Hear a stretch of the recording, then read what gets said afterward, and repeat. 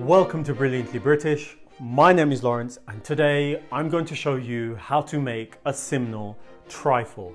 So, as I show you how, please sit back, relax with a cup of tea in hand, putting those feet of yours up to, and enjoy this episode. And don't forget to subscribe. Many moons ago, we shared our recipe for a simnel cake, traditionally eaten during the celebratory Easter period, with it standing out due to its 11 marzipan balls representing the disciples of Christ. In this episode, we'll be revising our recipe, except this time around we'll be taking an already fantastic cake and bettering it. This, my friends, is a simnel trifle, a multi-layered, multi-textured dessert taking all of the best parts of a simnel cake and combining them with custard, whipped cream and jelly. Simply put, it promises to be a harmonious amalgamation of all of the best dessert elements, all in one bowl. And in this episode, we'll walk you through its preparation, finishing things off with a session of tasting at the end. So now, with your interest peaking, please allow me to introduce the ingredients to you. For today's Brilliantly British simnel trifle, you will need some plain white flour, some baking powder, some Muscovado sugar, some plain white sugar, some tea. I'm going for some Assam. You can go for another variety of black tea. You want also some sliced almonds, some sheets or powdered gelatin, some vanilla paste, an orange, a lemon, some fresh orange juice, some milk, some heavy whipping cream, some eggs, some mixed, dried and candied fruit in the form of dried currants, sultanas and glacé cherries. You also want a dark spirit in the form of rum, brandy or whiskey. The choice is up to you. You want some butter, some candied peel, which you can learn how to make by following the link in the corner of the screen above. You will also be needing some marzipan and some mixed spice, which you can make yourselves at home. The components of the mixed spice will be in the description of this episode. And to round everything off and to avoid the occurrence of bland food, you will of course need a little pinch or two of salt. And that, my friends, is all, yes, all that you will need for today's Brilliantly British simnel trifle. But before you get started, before you do anything at all, please, please, please switch on your kettle, brew yourselves a nice cup of hot tea so that you can sip on that whilst you cook. To begin making this Easter trifle, combine your spirit of choice, fresh orange juice and lemon juice, in which your fruits should be soaked for at least an overnight period. On the following day, after beginning to preheat your oven, continue by combining soft room temperature butter, orange and lemon zest, your mixed spice, Muscovado sugar, salt and vanilla paste until a consistent yet pale brown mixture forms. Then, after having scraped down the sides of your bowl, incorporate your eggs one at a time. Then, with the eggs incorporated, recall your fruit, which you'll want to sieve, not forgetting of course to retain the liquid.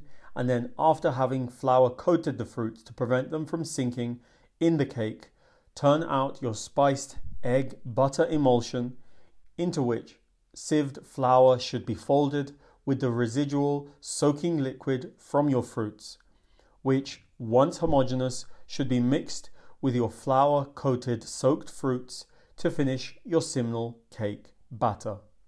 With the batter momentarily set aside, paper line or grease and flour coat your cake pans, thereafter filling with your batter, knocking vigorously to release any pockets of air before baking to perfection, using the time while you wait to rehydrate with a cup of tea, making sure of course to like and subscribe. Thank you.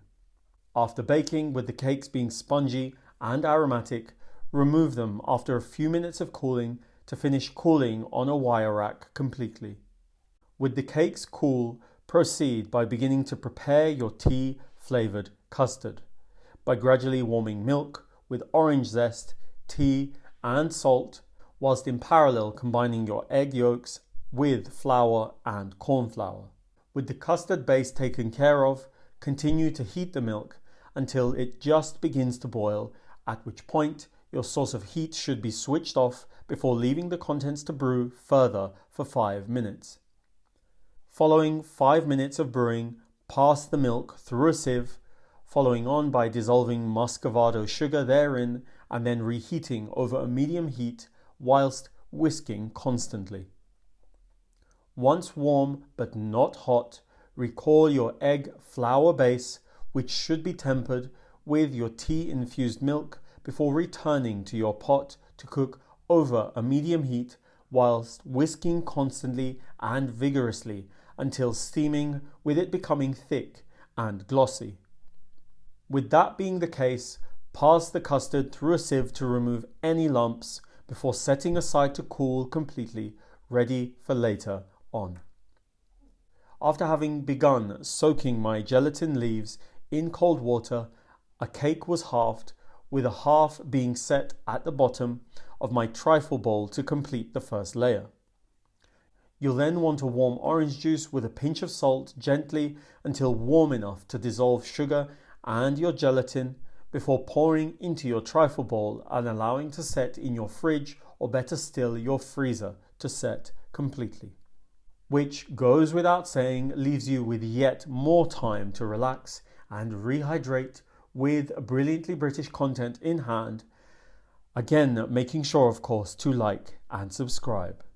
With the jelly layer having set, continue by first dissolving gelatin in a small amount of warm cream and then combining the cream and gelatin mixture and whisking with yet more cold cream with added vanilla and sugar until the cream reaches the soft peak stage.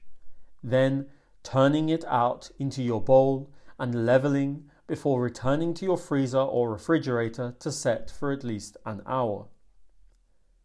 At least an hour later, recall your tea flavoured custard, which should now be cool, and pipe or spread a layer of it atop your firmer layer of cream. For the rest of the trifle, I repeated the aforementioned steps by arranging another layer of cake and orange jelly, which was allowed to set prior to the spreading of more cream and a final layer of custard. To finish the trifle, begin by slowly beating egg whites, and in tandem continue by turning sugar and salt into a saucepan with enough water to just about cover the sugar. Heat the contents over a medium heat, keeping an eye on the contents as the water begins to boil and evaporate. The process of cooking the sugar into a syrup should take up to 15 minutes, with the contents being able to coat a wet finger. With the syrup made, waste no time slowly trickling the syrup into your mixer whilst it's still hot along the side of your bowl as the egg whites are beaten at a medium-high speed. After adding all of the syrup, continue to beat the meringue until your bowl becomes cool enough to comfortably touch, yielding this white, glossy Italian meringue. With the meringue cooked, I'll flavour it with vanilla paste before folding in flaked almonds to finish the meringue. The meringue was then piled atop the trifle, rounded, and then momentarily set in the fridge, allowing me time to prepare 11 marzipan balls, which, as previously mentioned, represent the 11 faithful disciples of Christ. Then, with all of the balls set around the rim of the trifle bowl, a blowtorch was summoned and used to toast the outer surface of the meringue, bringing the preparation of this fantastic dessert to a close. So now, with a Simnel trifle made and your interest peaking, I think it's time for tasting, tasting, tasting. Are you ready? Are you steady? 3, 2, 1.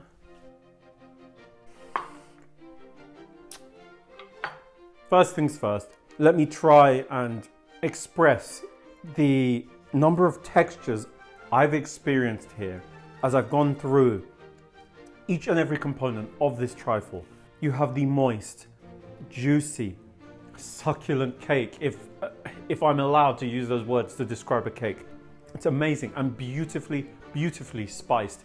You've got tartness, sourness coming through because of the dried fruit that the cake has been laden with. The jelly is refreshing and aromatic and yet goes wonderfully with the cake, as you would expect it to, it being flavored with orange after all. The cream, whipped cream in of itself, is wonderful, and many would argue it could not be better, but stiffened with gelatin, I stand corrected. I really do think it is a masterstroke. You've got, I think, one of the standout components of this trifle, the tea flavored custard with Muscovado sugar, because custard being flavored with tea on its own wouldn't be sufficient. Of course, it is outstanding, and goes wonderfully with everything else. Everything here just works, if you haven't gathered that already.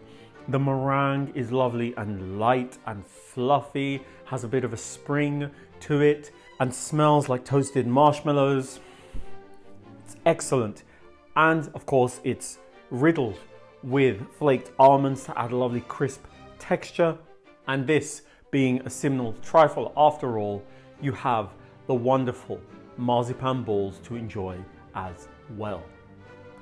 I hope you're convinced. I hope you've been persuaded.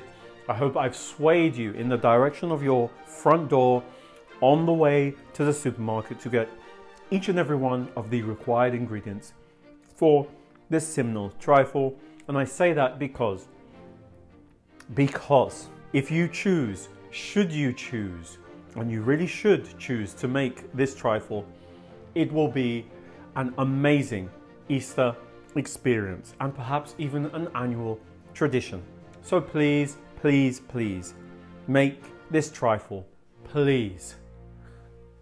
Thank you all for allowing me to show you how to make a Simnel trifle.